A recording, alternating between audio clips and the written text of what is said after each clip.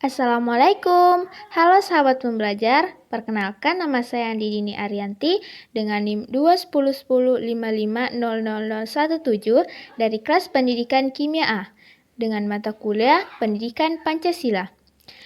Di sini saya akan membahas materi tentang menggali sumber historis, sosiologis, politis tentang Pancasila sebagai ideologi negara. Yang pertama, sumber historis Pancasila sebagai ideologi negara. Pada bagian ini akan ditelusuri kedudukan Pancasila sebagai ideologi dari para penyelenggara negara yang berkuasa di sepanjang sejarah Indonesia. Yang pertama ada Pancasila sebagai ideologi negara dalam masa pemerintahan Presiden Soekarno. Di mana di sini Presiden Soekarno menegaskan pemersatu bangsa lebih mementingkan konsep Nasakom, nasionalisme, agama, dan komunisme sebagai landasan politik bangsa Indonesia. Yang kedua, pada masa pemerintahan Presiden Soeharto, Pancasila dijadikan sebagai asas tunggal bagi organisasi politik dan organisasi kemasyarakatan.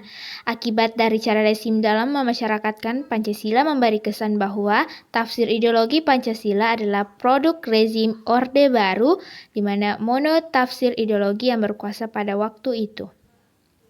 Yang ketiga, pada masa pemerintahan Presiden Habibie menggantikan Presiden Soeharto yang mundur pada 21 Mei 1998 atas desakan berbagai pihak. Habibie menghapus penataran P4. Beliau membubarkan lembaga yang bertanggung jawab terhadap sosialisasi nilai-nilai Pancasila berdasarkan Kepres nomor 27 tahun 1999. Yang keempat, pada masa pemerintahan Presiden Abdurrahman Wahid, di masa ini yang lebih dominan adalah kebebasan berpendapat sehingga perhatian terhadap ideologi Pancasila cenderung melemah. Yang kelima, pada masa pemerintahan Presiden Megawati, Pancasila sebagai ideologi semakin kehilangan formalitasnya dengan disahkannya Undang-Undang Sisdiknas nomor 20 tahun 2003 yang tidak mencantumkan pendidikan Pancasila sebagai mata pelajaran wajib dari tingkat sekolah dasar sampai perguruan tinggi.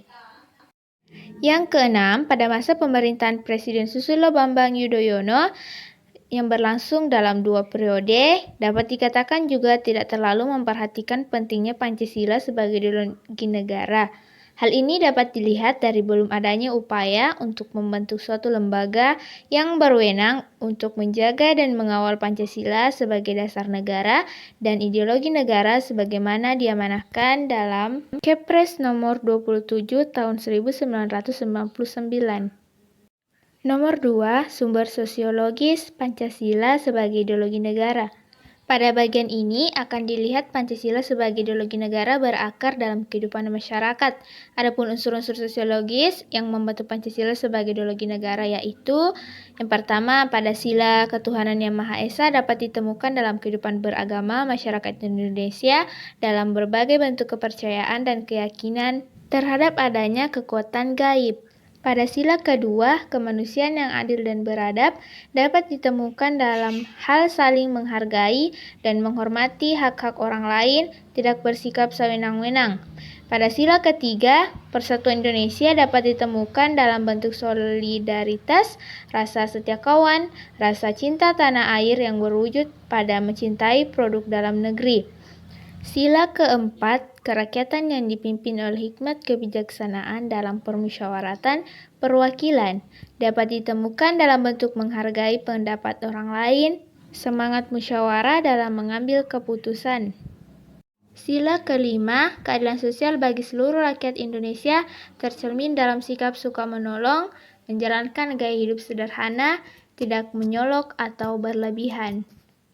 Yang ketiga, ada sumber politis Pancasila sebagai ideologi negara.